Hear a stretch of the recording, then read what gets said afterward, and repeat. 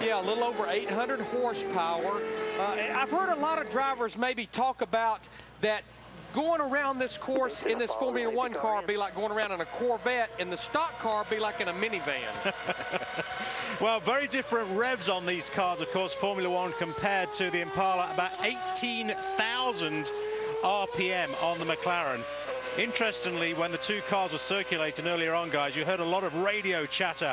Even on a demonstration run like this, that constant feedback from the driver to the engineers. What's the grip like? What's the radio like? Can you hear me? Can I hear you? Corner by corner by corner, Larry, as the guys try and learn the track from the side of the track and from the cockpit. Well, and that's the thing, and Ralph pointed it out about Tony Stewart. Even though he has 12 starts here with 5 wins, he mentioned he's never run the boot and never been in wet weather conditions either. Yeah, very different.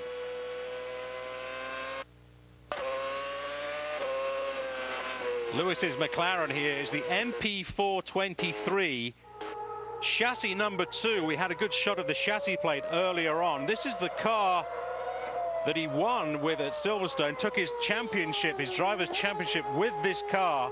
And if you look around the car, you'll see an awful lot of appendages, wing configurations on the car, everything to try and generate more downforce. As Bob was saying earlier on, Formula One, all about downforce. Well over 4,000 pounds of downforce created by this McLaren. Well, while Lewis continues to get the feel of the international circuit at Watkins Glen, we should point out he's not the only Formula One driver in the house. Here's Ralph Shaheen. That's right, Bob. We got the great David Coulthard here with us. All right, DC, you got to drive the pace car for these guys as they went out. How's the track look? Well, the track, it started to rain a little bit as we're speaking, but it actually was as dry as it's been all day. So as we're just going to hear Lewis pass by on the pit straight here. I think you call it wide open out here, so there's no question he's flat out. And it's great because we've got a lot of race fans that have come here to see this Mobil 1 car swap.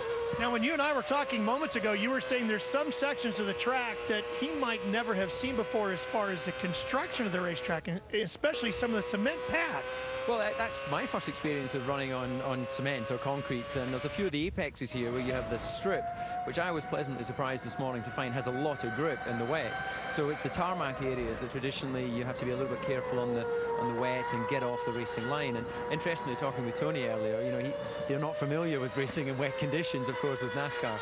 So I think it'll be quite a challenge for him. And you know, they've got some wets on there, but it's not something they're used to using. All right, pal, thanks. As you hear the pop of the transmission shifts in the McLaren, that's another distinct difference between these two kinds of race cars. Tony Stewart's having to reach down for that shift lever and his 4-speed. Lewis Hamilton has 7 speeds and incredibly quick semi-automatic shifts. Yeah, and again, the Sprint Cup Series cars, they never run the long version, but I know in the short version, they'll shift about 9 to 11 times per lap.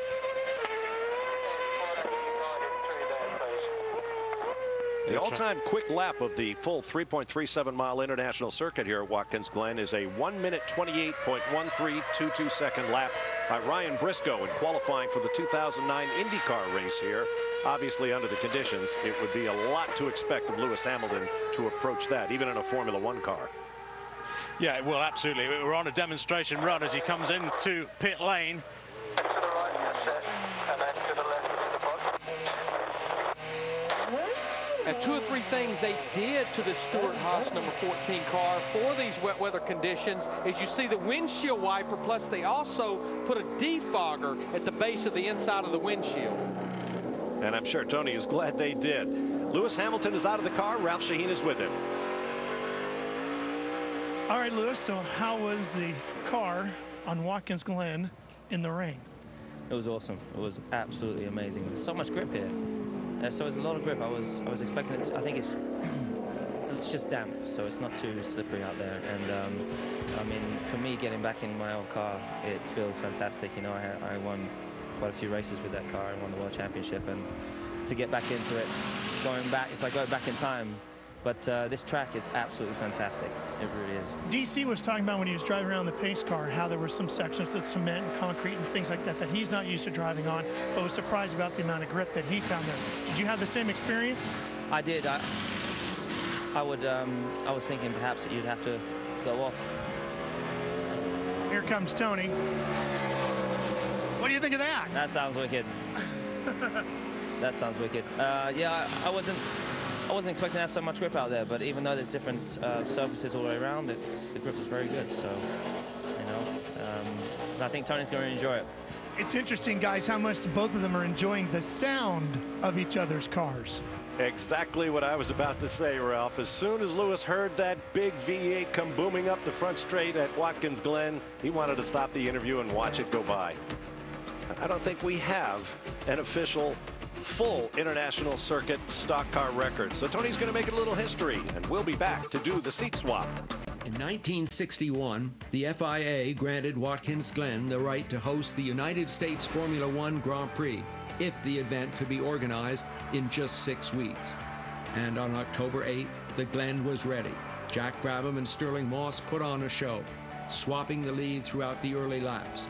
Both men would retire with mechanical problems, and the winner was Innes Ireland, who charged through the field and gave Team Lotus its first ever Grand Prix victory. Formula One raced for 2 decades at Watkins Glen, and a lot about this Finger Lakes region of New York went into history, including the Glen Motor Inn, where most of the drivers stayed, still run by the Francisi family. The seat swap has begun. You're on board with Lewis Hamilton in Tony Stewart's NASCAR Sprint Cup car. While he makes his way around, we want to remind you, June 24th, Orange County, California becomes home to the greatest collector car event of the world, Barrett-Jackson. The coolest cars on the planet will all be in one place and all up for grabs. Check out Barrett-Jackson beginning June 24th, 5 p.m. Eastern, live on Speed.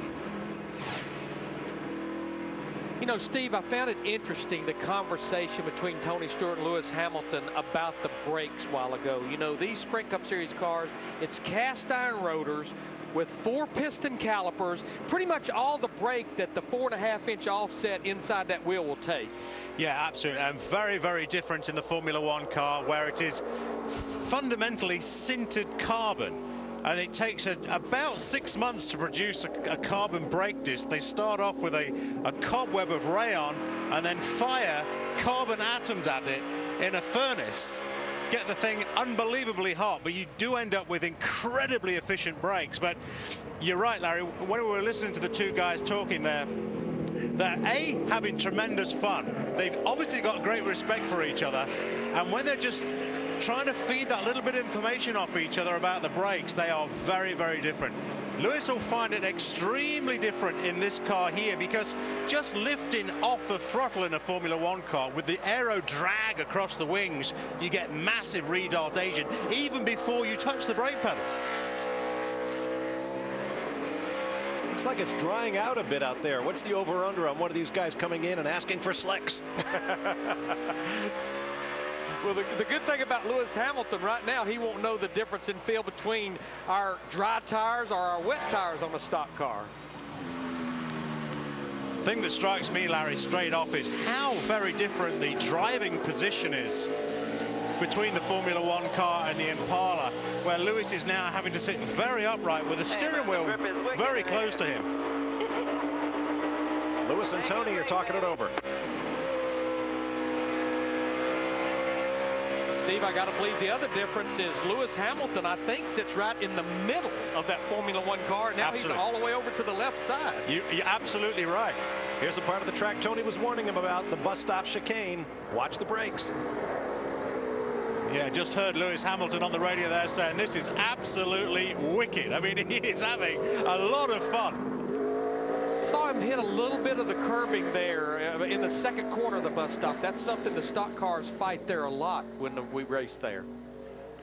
I mentioned earlier that I'd ridden in a stock car around Mazda Raceway Laguna Seca with Cal Petty, and the other thing I realized about these cars, Larry Mack, is that they road race pretty well, and you can use a lot of curbs with the stock car. Well, they really do, and these drivers like Tony Stewart, they'll use the curbing a lot of times to make the car turn.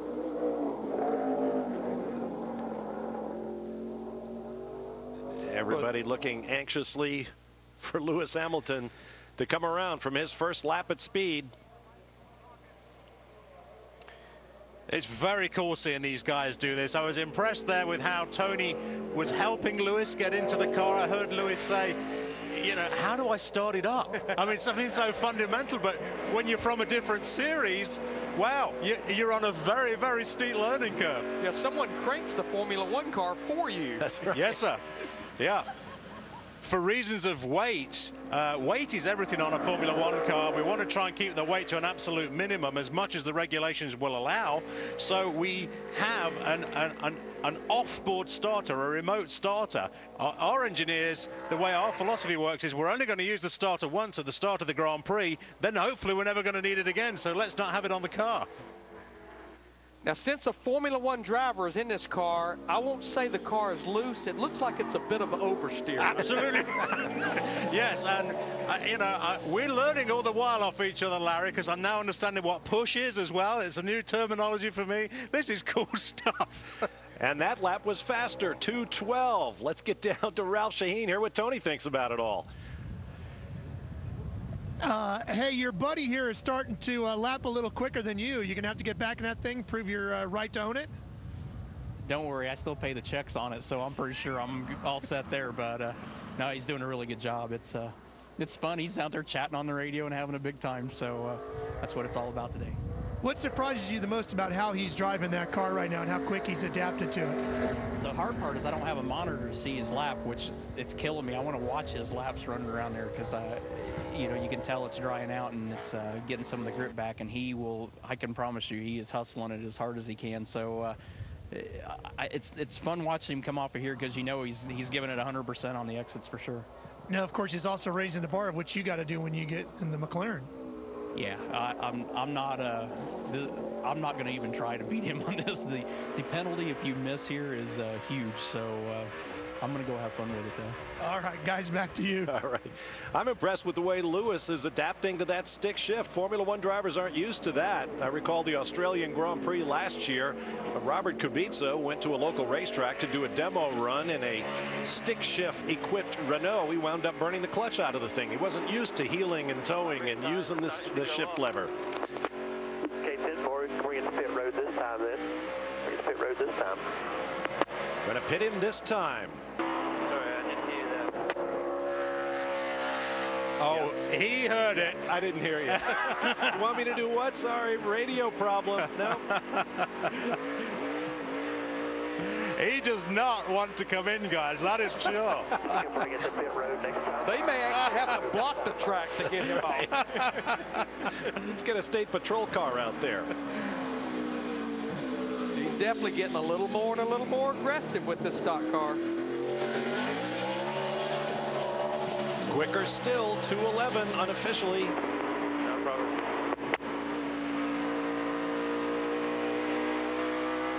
Now this is the area that Tony was telling him when it's dry and you've got good conditions. On fresh tires, you can run wide open through here, even with the Sprint Cup Series car. Now, the weather has improved an awful lot from when Tony Stewart was out doing those demo laps at the start. And Lewis Hamilton is taking advantage of this now because you can see the dry line is starting to form.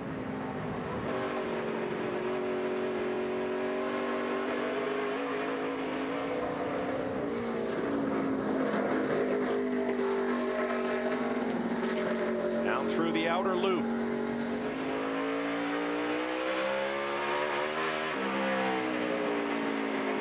Comes the chute down into the boot. Bob, you may have said this earlier. For a man that has never had a roof over his head, I'm pretty impressed. I believe that's true. I don't think Lewis has ever driven what they would call a tin top back in jolly old. And it looks like he's off it a little bit. Giving the fans a little show. And why not? It's all in fun and a great experience for all of us. We'll take a break in just a minute and be back.